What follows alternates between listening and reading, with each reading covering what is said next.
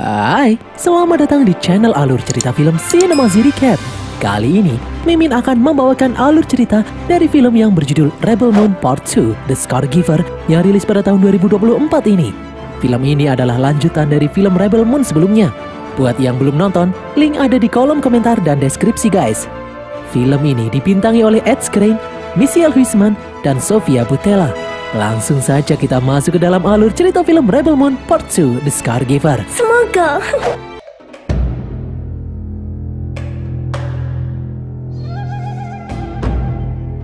Di film sebelumnya, diceritakan kalau pasukan kerajaan Motherworld yang dipimpin oleh Laksamana Noble datang ke sebuah bulan yang bernama Veld karena kehabisan bahan makanan. Noble lalu memaksa para penduduk desa untuk menyerahkan semua hasil panen mereka. Noble kemudian pergi sambil meninggalkan beberapa pasukannya untuk mengawasi penduduk desa yang sedang mengumpulkan hasil panen. Salah satu pendatang di desa Veld yang bernama Korra ternyata adalah seorang buronan kerajaan Motherworld. Korra membunuh semua pasukan untuk menyelamatkan sahabatnya yang bernama Sam. Sadar kalau aksi Korra ini akan memancing amarah pasukan Noble, Korra dan Gunnar pergi untuk meminta bantuan para petarung musuh-musuh kerajaan Motherworld untuk membantu desa Veld dengan imbalan hasil panen. Singkat cerita, setelah mengumpulkan mereka semua, Korra berhasil mengalahkan Noble. Korra pun mengajak para petarung itu menuju desa Veld. Di suatu tempat di luar angkasa, di dalam pesawat induk, Noble ternyata berhasil diselamatkan. Komandan Cassius kemudian mendatangi Noble yang sedang dirawat. Noble memberitahu Cassius kalau Korra yang selama ini menjadi buronan paling dicari oleh kerajaan Motherworld saat ini ada di desa Veld. Noble memerintahkan Cassius untuk mengarahkan pasukan menuju desa Veld. Di tempat lain, Korra dan yang lainnya masih mengira kalau mereka telah membunuh Noble. Korra lalu mengajak para pejuang itu kembali ke desa Veld untuk mengambil bayaran yang telah dijanjikan. Sesampainya di desa, mereka disambut oleh Hagen dan Dan. Hagen kemudian mempersilahkan Korra dan yang lain untuk memakan makanan yang sudah disediakan. Di tempat lain, Sam dan seorang prajurit yang memberontak yang bernama Aris melihat ada telepon masuk. Aris pun mengangkat telepon yang ternyata berasal dari Cassius. Cassius menanyakan keadaan desa Veld kepada Aris. Aris pun berbohong dengan memberitahu kalau saat ini para penduduk sedang bekerja keras mengumpulkan semua gandum untuk diserahkan kepada pasukan imperial. Cassius lalu memberitahu kalau dia akan kembali lagi ke desa Veld 5 hari lagi. Setelah telepon terputus, Aris yang panik langsung pergi ke balai desa untuk memberitahu yang lain. Di balai desa, Korra memberitahu kalau dia telah berhasil membunuh Noble. Berdasarkan peraturan kerajaan yang dia tahu, jika ada Laksamana yang tewas, maka semua pasukan akan ditarik mundur. Itu artinya desa ini akan selamat. Hagen dan Dan pun senang mendengarnya. Aris kemudian datang memberitahu kalau 5 hari lagi Komandan Cassius dan pasukannya akan datang ke sini. Korra dan yang lainnya pun kaget karena hal itu biasanya tidak terjadi. Jika ada Laksamana yang meninggal, seharusnya mereka ditarik mundur. Jenderal Titus pun memiliki firasat kalau pasukan imperial itu mengincar sesuatu yang sangat penting. Titus lalu menyuruh Hagen mengumpulkan semua warga desa saat ini juga. Titus memberitahu semua warga desa kalau mereka harus berjuang bersama-sama untuk menghadapi ancaman yang akan datang. Titus akan mengajarkan cara bertempur kepada mereka. Namun sebelum itu, Titus menyuruh semua warga untuk mengumpulkan semua hasil panen mereka. Nantinya, gandum-gandum itu akan mereka gunakan sebagai tameng agar mereka tidak dibom dari atas. Titus yakin pasukan imperial itu sudah mulai kehabisan bahan makanan. Mereka pasti membutuhkan pasokan gandum. Titus pun menyuruh semua warga mulai mengumpulkan hasil panen besok pagi. Gunnar kemudian melihat Korra yang sedih. Dia bertanya apa yang membuat Korra sedih. Korra pun bercerita dahulu di saat dia menjadi pengawal pribadi Putri Isa. Saat itu, setelah tahu kalau Putri Isa bisa membangkitkan hewan yang sudah mati, Raja percaya kalau Putri Isa adalah sang juru selamat yang akan membawa kedamaian bagi seluruh alam semesta. Raja pun ingin mengakhiri agresi militernya dengan mengubah semua pesawat tempur menjadi pesawat perdamaian. Upacara itu akan dipimpin oleh Putri Isa itu sendiri. Namun ternyata Jenderal Balisarius tidak setuju kalau agresi militer yang sudah dia perjuangkan bertahun-tahun dihentikan begitu saja. Balisarius dan semua pengikutnya kemudian berkhianat. Mereka membunuh raja dan ratu. Balisarius lalu memerintahkan Korra untuk membunuh Putri Isa. Korra pun bimbang karena Balisarius adalah ayah angkatnya. Tiba-tiba secara aneh, Putri Isa menyuruh Korra melakukannya. Putri Isa akan memaafkan Korra. Korra pun terpaksa menembak Putri Isa hingga tumbang. Namun ternyata Balisarius malah menjadikan Korra sebagai kambing hitam. Korra dijadikan tersangka utama pembunuhan Raja, Ratu, dan Putri Isa. Balisarius memerintahkan pasukan untuk menangkap Korra. Korra yang panik pun memberontak. Dengan susah payah, Korra berhasil kabur. Itulah kenapa Korra menjadi buronan paling dicari oleh kerajaan Motherworld. Keesokan harinya, semua warga desa mulai bekerja memanen semua gandum. Mereka bekerja dari siang sampai malam tanpa henti. Di tempat lain, Nobel akhirnya kembali pulih. Nobel melihat bekas luka yang ada di tubuhnya. Nobel pun sangat berambisi ingin menangkap Korra untuk membalas semua yang telah Korra lakukan kepadanya. Cassius kemudian kembali menghubungi Aris. Aris pun melaporkan kalau panen ini berjalan dengan lancar.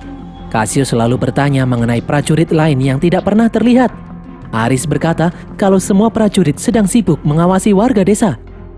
Setelah komunikasi terputus, Nobel yang ada di sana sadar kalau Aris sedang berbohong. Aris pasti sudah berpihak kepada musuh dan semua pasukan yang ditinggal di desa Veld pasti sudah mati. Keesokan harinya, Titus kembali membangunkan semua warga. Titus memerintahkan semua warga untuk menyusun semua gandum-gandum itu di depan rumah-rumah warga agar musuh tidak akan menembaki rumah mereka dari jauh. Titus lalu menyuruh Aris mengeluarkan semua sisa senjata milik prajurit Imperium yang ada di sana. Titus juga menyuruh warga desa menyiapkan semua senjata yang mereka punya. Titus kemudian menyuruh para warga membuat parit dan lorong-lorong di bawah tanah. Sementara itu, teman-teman Korra yang lain membantu para warga belajar bertarung dan bertempur. Mereka kemudian menuju perbukitan, tempat di mana pesawat milik Korra terdampar saat pertama kali datang ke sini. Setelah diperiksa, ternyata pesawat itu masih berfungsi. Malam harinya, di saat sedang makan malam, Titus bercerita, dahulu saat dia masih menjadi komandan pasukan imperial, dia diperintahkan untuk membantai ibu kota Sarawu. Namun Titus menolak karena kota Sarawu itu sudah menyerah. Dia tidak ingin membantai rakyat sipil yang tak berdosa. Titus pun akhirnya dicap sebagai pengkhianat. Dia dan pasukannya terpaksa bertarung melawan pasukan Imperium itu sendiri. Titus selalu mencoba bernegosiasi dengan Balisarius. Dia bersedia menyerahkan diri, namun dia meminta pasukannya untuk dibebaskan. Namun ternyata Balisarius yang tidak kenal ampun itu malah membantai semua anak buah Titus. Milius kemudian bercerita masa lalunya.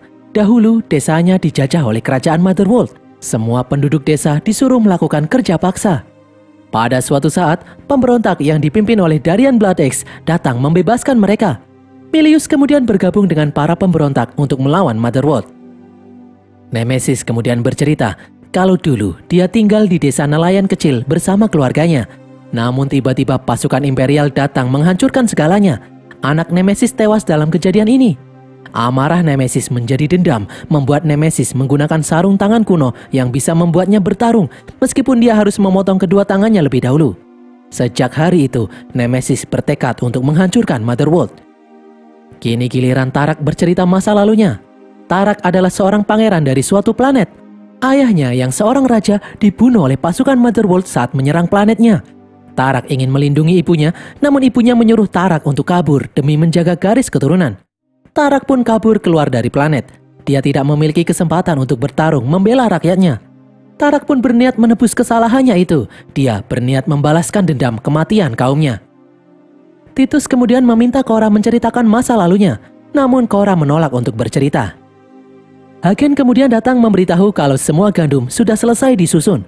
Titus sangat yakin kalau pasukan Imperium tidak akan menembaki mereka dari jauh karena mereka membutuhkan gandum-gandum itu. Namun meski begitu, mereka harus tetap menyusun rencana cadangan. Keesokan harinya, Korra menyembunyikan pesawatnya di dalam gua di balik air terjun. Tiba-tiba Robert Jimmy datang mendekat. Korra pun berterima kasih karena sebelumnya Jimmy membantunya menolong Sam. Korra mengatakan kalau Jimmy berada di pihak yang benar. Jika mereka bertarung bersama, mereka akan bisa mengalahkan pasukan Motherworld. Namun Jimmy tidak yakin. Jimmy lalu mengingatkan Korra kalau mereka tidak akan menang melawan pasukan Motherworld. Singkat cerita, pesawat tempur musuh akhirnya terlihat di langit. Titus langsung menyuruh warga desa menyelesaikan pekerjaan mereka. Di dalam pesawat, Nobel dan Cassius memperhatikan keadaan di bawah melalui layar. Nobel bisa melihat gandum-gandum yang diletakkan di depan rumah-rumah warga agar dia tidak menembaki desa ini. Nobel lalu melihat anak-anak dan wanita bersembunyi di dalam balai desa. Nobel pun memiliki ide. Dia akan turun untuk bernegosiasi. Sementara itu, dia akan mengirim beberapa pasukan ke balai desa untuk menangkap anak-anak dan wanita itu. Dia akan menjadikan anak-anak dan wanita itu sebagai sandera. Nobel dan beberapa pasukannya akhirnya turun. Mereka disambut oleh Cora dan Gunnar. Cora lalu maju menghadapi Nobel. Cora menyuruh Nobel untuk pergi tanpa pertempuran. Desa Veld akan menyerahkan gandum sesuai keinginan Nobel. Setelah itu, Nobel dan pasukannya harus pergi. Namun ternyata bukan itu tujuan Nobel datang ke sini. Nobel datang untuk menangkap Cora. Nobel memberitahu kalau dia diam-diam sudah mengirim pasukan untuk menangkap anak-anak dan wanita yang bersembunyi di balai desa. Nobel memberi pilihan kepada Cora. Jika Cora menyerahkan diri, dia akan membebaskan semua warga desa. Namun jika Cora menolak, Nobel akan menghancurkan desa ini. Cora yang tidak ingin ada pertumpahan darah akhirnya berniat untuk menyerahkan diri. Cora pun memeluk Gunnar untuk salam perpisahan. Namun ternyata diam-diam Gunnar mengambil senjata Cora untuk menembak lonceng. Setelah lonceng itu berbunyi, warga yang tadinya bersembunyi di bawah tanah langsung keluar menembak pasukan Imperium dengan bazooka menghancurkan pesawat. Gunnar mengajak Cora untuk kabur. Mereka berdua pergi menuju pesawat yang disembunyikan di dalam gua. Nobel yang marah lalu masuk ke dalam tanah dan membunuh semua warga desa yang ada di sana. Dan kemudian melemparkan bom meledakkan satu lagi pesawat musuh yang ada di sana. Di tempat lain, pasukan Imperium berhasil menjebol masuk balai desa.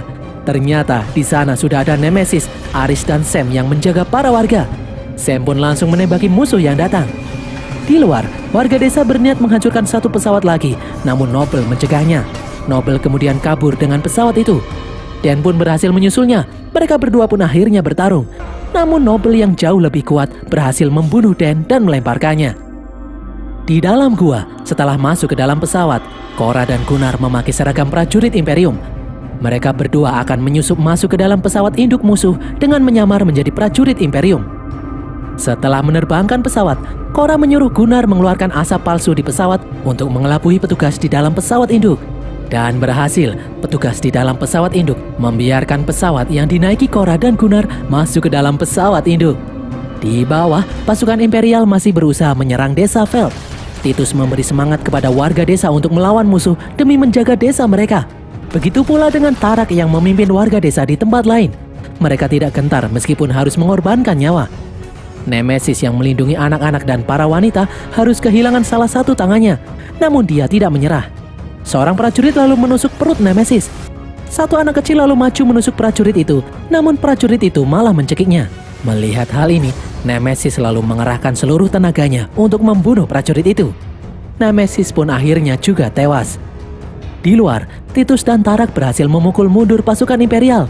Namun dari kejauhan, pasukan Imperial kembali datang membawa tank tempur. Tank itu menembaki warga desa tanpa ampun. Di atas, Cora dan Gunnar berhasil menyusup masuk ke dalam pesawat induk musuh tanpa dicurigai. Saat mereka berdua diperiksa oleh para dokter, Cora langsung melumpuhkan semua dokter itu. Cora dan Gunnar pun berpencar. Gunnar akan mempersiapkan pesawat untuk kabur, sedangkan Cora akan pergi ke pusat mesin pesawat induk dan menghancurkannya. Sebelum berpisah, Cora memberikan alat komunikasi kepada Gunnar. Di bawah, tank robot milik pasukan Imperial masih menembakkan rudal membabi buta. Milius kemudian merangkak mendekati tank robot itu. Dengan susah payah, Milius akhirnya berhasil menghancurkan tank robot itu. Di dalam pesawat, Cora berhasil memasuki ruang mesin. Cora pun langsung memasang beberapa bom di sana. Namun seorang prajurit datang memergokinya. Cora pun langsung membunuhnya. Namun prajurit itu keburu memanggil bala bantuan. Akhirnya keberadaan Cora di dalam pesawat ini ketahuan juga. Nobel langsung menyuruh pasukannya untuk menangkap Cora. Nobel menyuruh Cassius mengebom desa Veld sekarang juga. Dia sudah tidak memperdulikan soal gandum lagi. Karena setelah mereka menangkap Cora nanti, mereka akan segera pulang ke Motherworld. Cassius pun mulai membidik desa Veld dengan meriam besar yang ada di pesawat. Nobel kemudian pergi mencari Cora yang ada di dalam pesawat. Di bawah, ternyata prajurit Imperial kembali muncul dengan membawa tank robot lagi. Di saat keadaan semakin kacau, tiba-tiba robot Jimmy muncul. Jimmy ikut bertempur melawan pasukan Imperial. Dalam sekejap, Jimmy berhasil membantai semua prajurit yang ada di darat. Jimmy juga menghancurkan tank robot dengan mudah. Di dalam pesawat, Gunnar menghubungi Korra karena mereka harus segera pergi sebelum bom meledak. Di tempat lain, beberapa prajurit berhasil menemukan keberadaan Korra. Korra pun terpaksa melawan prajurit-prajurit itu. Dengan susah payah, Korra berhasil mengalahkan prajurit-prajurit itu dan merebut pedang api milik mereka. Di saat Korra akan pergi, tiba-tiba Nobel muncul menghadangnya. Sementara itu, di saat Cassius mulai menembakkan meriam besar, tiba-tiba bom yang ada di ruang mesin meledak, membuat tembakan meriam itu meleset. Akibat ruang mesin yang hancur lebur, pesawat induk itu pun akhirnya jatuh. Di dalam pesawat, di tengah kekacauan, Gunnar datang menolong Korra. Nobel lalu menembak perut Gunnar. Gunnar pun terluka. Di saat Nobel akan menembak Korra, Korra menebas senapan itu dengan pedang api. Mereka berdua pun tergelincir karena posisi pesawat yang miring. Korra berusaha bertahan dengan memegangi tiang. Nobel lalu membanting Korra dan kemudian mencekiknya. Tiba-tiba dari belakang sebuah pedang menembus tubuh Nobel. Ternyata itu adalah Gunnar yang masih hidup. Di saat Nobel akan kabur, Korra menekan tombol lift membuat tubuh Nobel terhimpit. Korra kemudian memenggal kepala Nobel.